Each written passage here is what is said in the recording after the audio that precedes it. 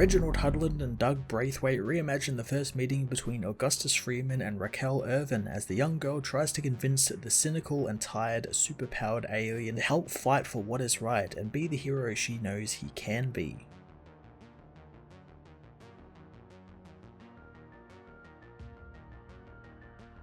Reginald Hudlin, much like the recent first issue of the new Static series, expands on one of the key scenes from the Milestone Returns book that came before all of these books that sort of signaled the return of Milestone to DC Comics. That obviously being the first meeting between Augustus and Raquel, expanding on it for brand new readers and showcasing them who exactly Icon is, pulling from Superman's origins to showcase the alien rocketed to Earth, albeit the context is quite different compared to Superman's, as well as where he lands and when he lands. I quite enjoyed getting an exploration of Augustus's origins here, with him being the alien who's transformed into a child and delivered to a couple in the 1800s, and him obviously growing up throughout the decades and centuries, as well as his first appearance here in the present, which really gave me some real Universal Monster vibes from his first appearance on the page, floating through an old mansion in only a red robe and his eyes are glowing, and it's a little creepy, and it's on purpose since he's trying to scare the kids away, but I thought it was a really great introduction to that character and kind of different than what you're used to. The crux of the issue, however, is Raquel trying to convince Augustus to be a hero for the world and for their people, but for a man who's lived as long as he has, he knows how hard and at times useless that can be, as well as all the problems that come with him being a hero and people taking him for granted and asking why he isn't doing more. I'm looking forward to the series being based around Rocket trying to convince Icon that this is a worthy cause and a worthy venture, and he can be an inspiration for people. I think that's going to be quite a cool dynamic for these two to deal with. Doug Braithwaite tackles the artwork and it looks fantastic throughout the issue, giving off this great cinematic style to the story, especially in the early pages depicting Icon's arrival on Earth. He's helped greatly by Brad Anderson's wonderfully bright colours, along with Scott Hanna and Andrew Curry's inks, giving his line work a nice bold look to it.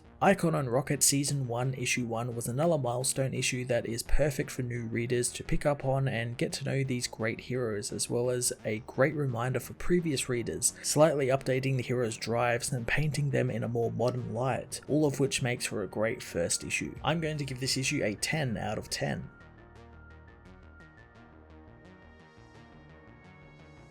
Icon on Rocket Season 1 Issue 1 sees a Terminian ship racing through space as the voice says that they were heading home when it happened and all the passengers were asleep, but a weapon was hidden in one of them. An alien creature bursts out of one of the aliens, intent on killing everything on the ship, planting explosives all around it. It wouldn't have been that easy though, since one of the Terminians confronted the terrorist, battling it and ripping its limbs off before being blinded by its acid. The attack didn't stop the being, however, but the terrorist managed to escape the ship. The bomb soon blew up, and with no time left to save his people, the Terminian blasted off in his own escape pod. The pod made its way through the cosmos and towards Earth, eventually where a couple spy something bright in the night sky, knowing that all they had to do was follow the North Star and they can make it to their freedom. The woman notices that supposed North Star is getting closer as the rocket impacts on Earth in 1843 Georgia. The woman needs to know what it is, leading her worried husband into the field where they find the glowing orb. The woman touches it, finding it cold to the touch, as inside, the capsule responds to the woman's touch and DNA, making a connection with the Terminian inside, who is transformed into a little baby boy as the capsule opens. Soon the farmers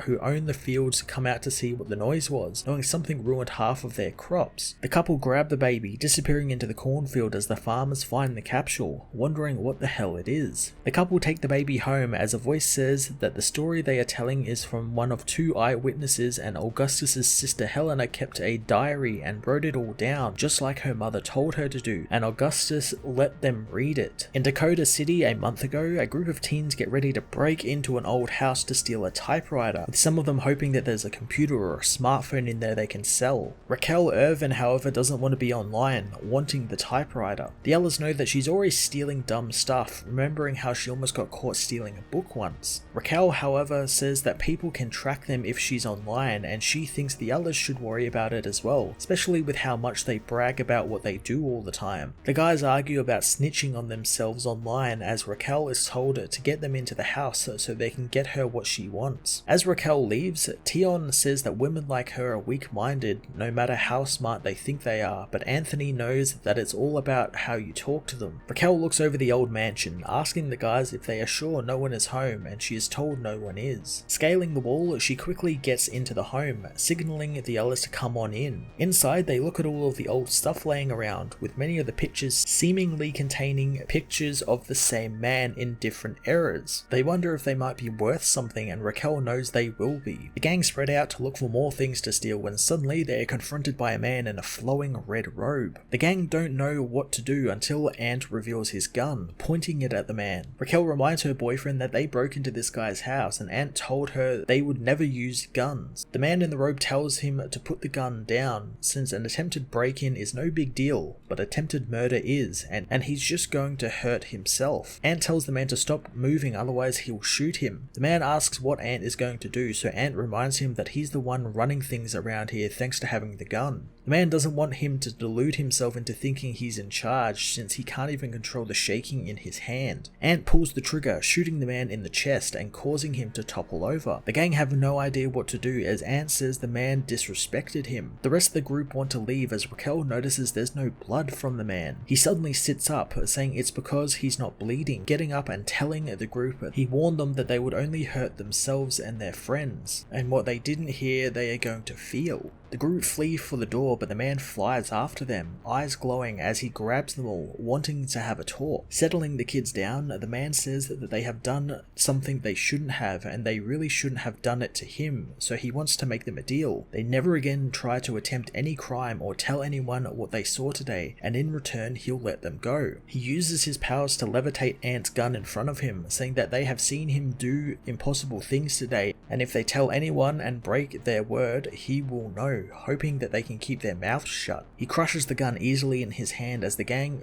agree to stay quiet. He notices Raquel hasn't said anything, but the woman says that she doesn't even know how she's mixed up in all of this. The man tells her that she needs to figure it out and fix her life. Raquel heads home, apologizing to her mother for being so late as she goes and lays down, refusing any food her mother offers her as she drifts off to sleep. The next day, Ant and his crew try and get Raquel's attention outside school, but she ignores them, thinking maybe she's a little shook up. They know she isn't the only one, as later on, she heads back to the mansion, meeting with the man once again and telling him that she has done some thinking. Raquel tells him that she has been thinking about how stupid it is that she goes out with Ant, since she knows that she is better than him, and she is tired of being lonely, and the nice guys are always too scared to ask her out, so she ends up doing something that her mother would beat her for, but it ends up being a good thing since she met the man. She asks him who he is, knowing that he's a black man who's rich, educated, and got superpowers. The man asks what she thinks, so Raquel says that he's the answer,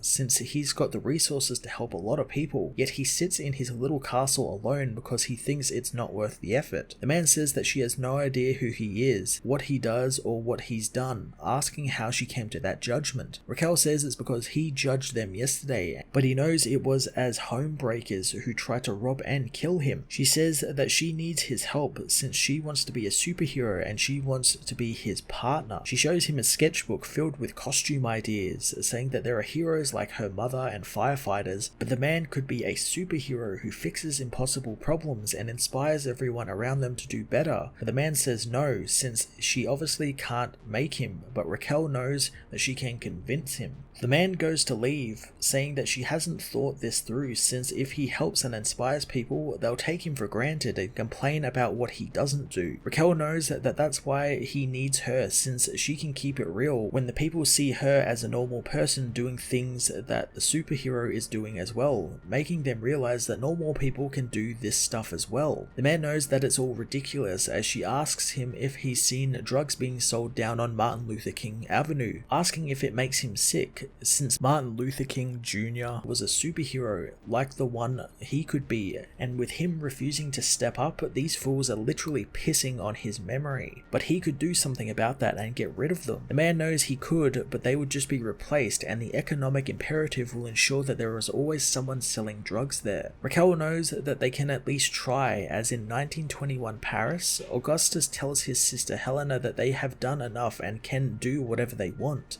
With today being an experience he wouldn't trade for anything. Helena knows that they have seen too much suffering to not take advantage of their unique opportunity to administer justice. Augustus knows that Helena won't stop, so he agrees to another well-intentioned but pointless crusade, as in the present, Augustus Freeman agrees to help Raquel as she introduces herself properly to the man, knowing it's a good way to start over.